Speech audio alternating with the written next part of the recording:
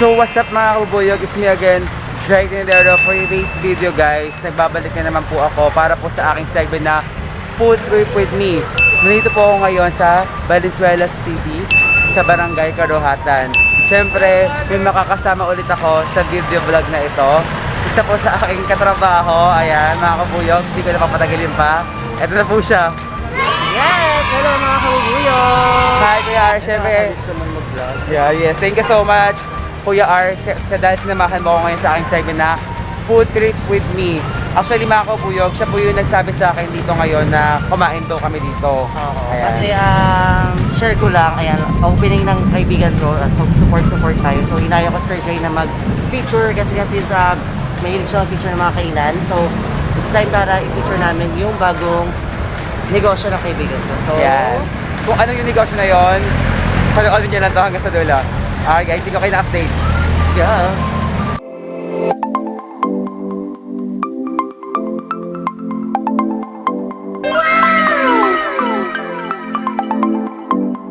So mga kabuyog, nandito na po kami sa Shawarma Wrap. Ayan, kung saan titikman po namin yung May-ari. Char! Charlie! Walang ganun. Titikman po namin yung kanilang masarap na shawarma. At bukod sa shawarma, meron din po silang shawarma rice and mga modules. Yan. nachos, at meron din po sila customer na baby. Hindi po. Kasama lang po yan sa mga nakakain to. Siyempre, Sinapak namin. hindi lang po kami yung kakain ngayon. 4 po kami. So guys, talaga, tikman na po natin yung mga pagkain dito sa Shawarma Wrap.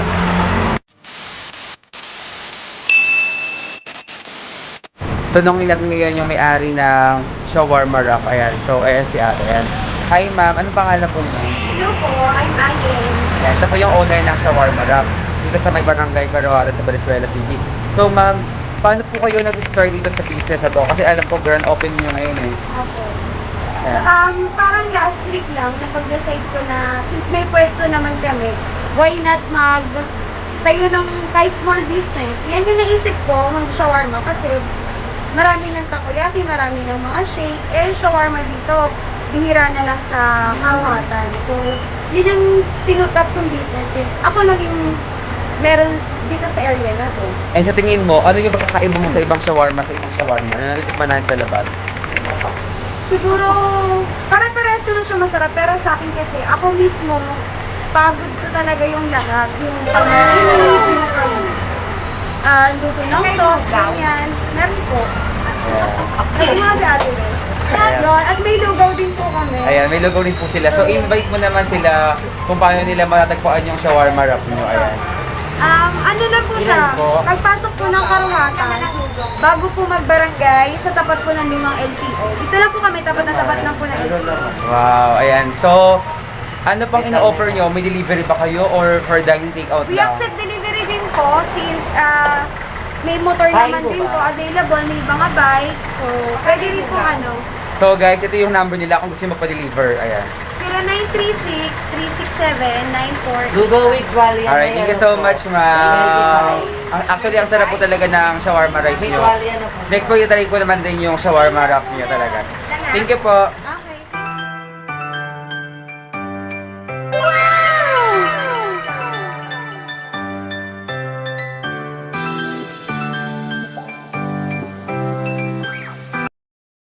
So guys, the food is ready na po. So ang in-order po namin ngayon dito sa may shawarma wrap, itong shawarma rice nila. Actually, si Kuya R diet ko. Ewan ko ba't nag-rice. Kaya sabi ko kasi, skip ko daw muna yung diet ko, sabi ko. Ayun mamaya introduce natin yung owner, tsaka yung kaibigan ko na may-ari ko. Yes. Sige, interview niya ako. Ay kasi nagkukulot pa, so patangan. So na exposure. Okay. Sige, ito ngayon, sigahan natin yung kanilang shawarma rice. Ayan. So, guys, tignan nyo, ang ganda po ng kape rice. Kumain kayo. Ayan. So, Mga, benta yung mga yung hot sauce. gusto namin may hot sauce daw. Sarap yung rice. Ito na.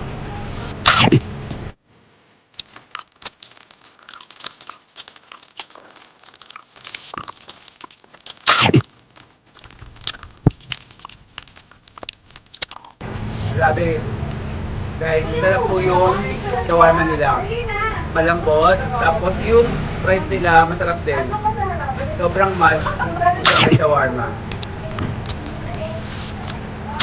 Tama. Correct.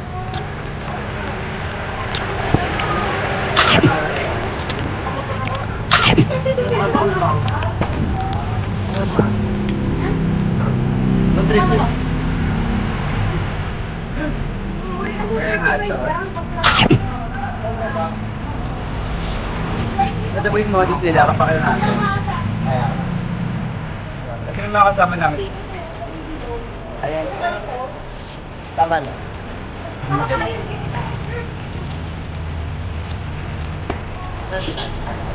Sarap. Eh, tignan mo na lang, te. Malambot.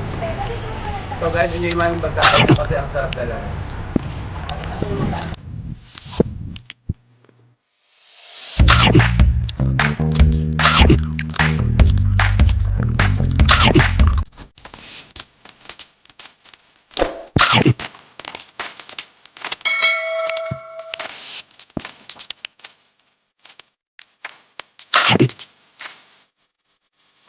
Ito Kuya Art, napansin ko kasi pumapayag siya. Anong sikreto mo? Bakit pumayag ka bigla? Ayan. Ano yung ginagawa mo? Anong exercise? Ikaw mo naman. Ayan. Ngayon dati gusto ako na ba halos ko eh. Pero ngayon tingnan mo nila yung braso ko. Parang alam mo, parang kalap. Ayan. Ayan, nung workout. May ano kasi yung katrabaho namin isa yun. Ngayon talaga una nagda-diet, tapos joke din ako. Kasi laki talaga ng chunk ko noon, pero ngayon medyo wala. Kaya abis na ako. Ako muna nagka-abs sa amin dalawa. Ayun lang, workout lang. Dati ang workout ko is ano lang, tawag ito? Squat. Pang palaki ng ano ko eh. Tapos, the next routine ko is yung sit-ups na. Pang abs na. Tapos maganda na panagdag, ngayon meron ng planking. Bakit? Nag-aaray. Tapos, Nag-improve. kanina nagkaroon ako ng sa pampukin eh. Pang dito na yun? Oo, ipang pawin. Abdominal yung nasa. Dito naman sa may banda mo. Sana magkakanya din ako. Wala akong abs sa puro Puro ngayon, pero today nasira yung ano ko tayo. Ayan, thank you so much sa pagsama. Ayan. So, next question, Kuya R. Ano kayo pala? Yes. Ano yung mapapayo mo sa hirap mag-diet? Kahit kung sabi nila, mag-diet ako, puro kang salita lang. Pero ang hirap talaga. Ano na kaya ko maniwala eh. Nakaya ko kasi hindi ako nag-rice. Nung mga unang mga first 2 days ko dito ako nag-rice. May rice ng konti pero in the next day, following days,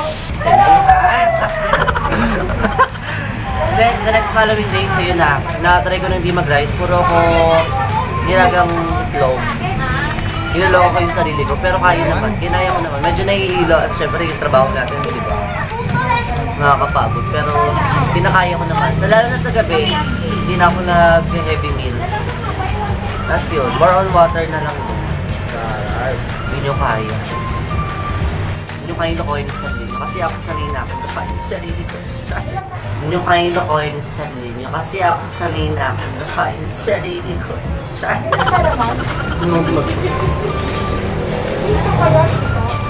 So guys, ayan, tapos na po kami kumain grounders. Nakakabitin po.